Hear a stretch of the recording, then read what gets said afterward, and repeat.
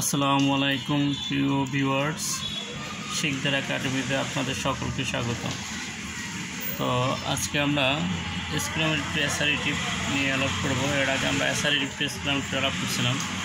তো সেক্ষেত্রে দেখব যে প্রশ্নের প্যাটার্নটা কীরকম থাকে, তো সেন্টেন্সের স্ট্রাকচারটা।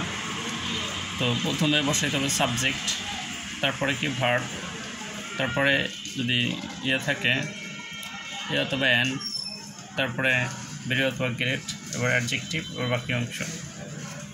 তাহলে এখানে যদি যেমন what a full he is, প্রথমে কি সাবজেক্টটা বসাইতে হবে। তাহলে সাবজেক্ট কোনটা? এই সাবজেক্ট হলো হি, হি। এবার ভার্ব কোনটা? এটা ইজ, ইজ। তারপরে আর্টিকেল থাকলে আর্টিকেল এ, ইজ এ। এরপর বেরি অথবা গ্রেট বসাইতে হবে। He is very, he is a great food. আমরা কি গ্রেট লিখতে পারি, মানে গ্রেটটা ভালো, গ্রেট। তারপর কি অ্যাডজেক্টিভ, ফুল হলো কি adjective, food. He is a great food, এই তো হয়ে গেল। তো এখানে প্রথমে কি আবার বলি, প্রথমে সাবজেক্ট বসাইতে হবে এক্সক্লামেটরির ক্ষেত্রে, অ্যাসারেটিভের ক্ষেত্রে। তারপর কি ভার্ব বসাইতে হবে, তারপর যদি আর্টিকেল থাকে আর্টিকেল, তারপর ভেরি অথবা গ্রেট একটা অ্যাডজেক্টিভ, ওর বাকি অংশ। তো এখানে এই সেন্টেন্সটার ভিতরে সাবজেক্ট আছে কি, এই সেন্টেন্সের সাবজেক্ট আছে হি, তারপর ভার্ব হলো কি ইজ, ইজ আনলাম, তারপর আর্টিকেল আছে এটা, আর ভেরি অথবা গ্রেটার থেকে, আর অ্যাডজেক্টিভ হলো এটা, শেষ। এলো সেন্টেন্সটি। তো যদি কোনো আরও এরকম সেন্টেন্স যেমন হোয়াট, আমরা যদি আরও করি, যেমন একটা আরও সেন্টেন্স লিখলাম, how beautiful how beautiful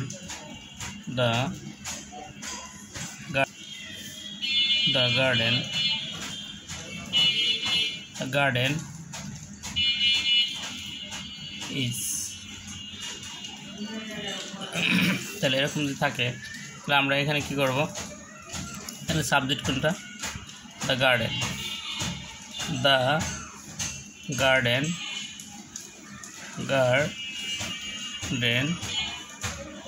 is, এবার কি সাবজেক্টের পরে কি ভার্ব আনবো, এবার কি অ্যাডজেক্টিভ। যেহেতু আর আর্টিকেল নাই, দ্য গার্ডেন ইজ, এবার কি ভেরি অথবা great, is very beautiful,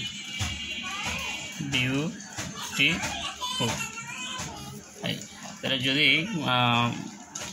article থাকে তাহলে আর্টিকেল বসাইতে, আর না থাকলে নাই। তো সর্বপ্রথম কথা হলো প্রথম সাবজেক্ট, তারপর ভার্ব, তারপর আর্টিকেল, তারপর ভেরি অথবা গ্রেট, তারপর অ্যাডজেক্টিভ।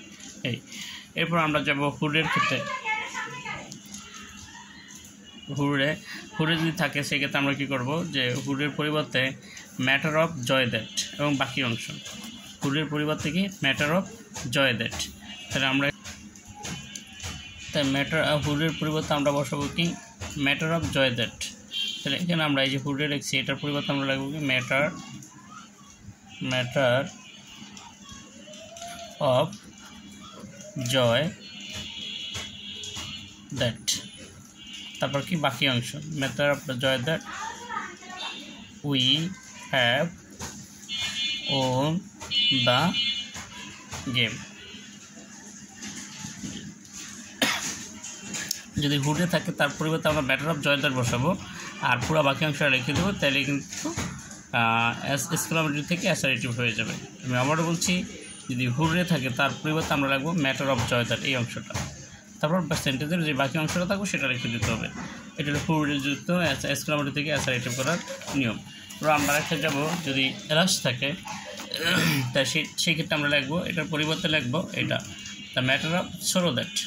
তাহলে এলাস আছে, সেখানে আমরা কী লিখবো matter of sorrow that, matter MATTER matter of sorrow that, আর বাকি অংশ লিখে দেব আই অ্যাম আনডান। যে এইখানে এলাসের পরিবর্তে বসে ম্যাটার অফ সরো দ্যাট, আর বাকি অংশ বসিয়ে দিলেই অ্যাসারেটিভ হয়ে যাবে। আমি আবারও বলছি, এলাসের পরিবর্তে ম্যাটার অফ সরো দ্যাট, দুঃখ বুঝাইছে, আর আনন্দ বুঝলে ম্যাটার অফ জয় দ্যাট। তো এটা ছিল এই। তারপর আমরা যদি ইফ যুক্ত থাকে সেক্ষেত্রে কী করতে হবে, প্রথমে সাবজেক্ট বসাবে, তারপরে উইশ, তারপরে কি ইফের পরের অংশটি। তাহলে এখানে সাবজেক্ট কোনটা বসাইতে হবে, সেন্টেন্সে সাবজেক্ট থাকবে ওই সাবজেক্ট কি বসাইতে হবে। যেমন এখানে আমরা কি দিতে পারি আই, আর এখানে এরপরে কি দিতে হবে wish, I wish, I wish, এরপর কি ইফের পরে অংশ I wish I were a king, আমি যদি রাজা হইতে পারতাম এরকম। তাহলে এখানে ইফের পরিবর্তে আই আর কি উইশটা অতিরিক্ত ইউজ হয়েছে, আর বাকি অংশ নো সেন্স। তা আশা করি বুঝতে পারছো যে ইফের পরিবর্তে হবে কি যে প্রথম সাবজেক্ট বসাই দেবে, তারপর উইশ, তারপর বাকি অংশ।